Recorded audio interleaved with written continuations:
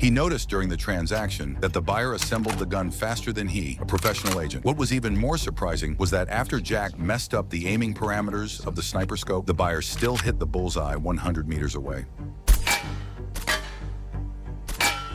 Jack instantly thought of how his superiors suddenly arranged this transaction. Right after he submitted his retirement application, Jack was certain this was a trap. The buyer handed the weapon to him, asking him to fire a shot beside himself to test the silencing effect. This was the perfect opportunity to kill the buyer, but Jack already had a flawless plan.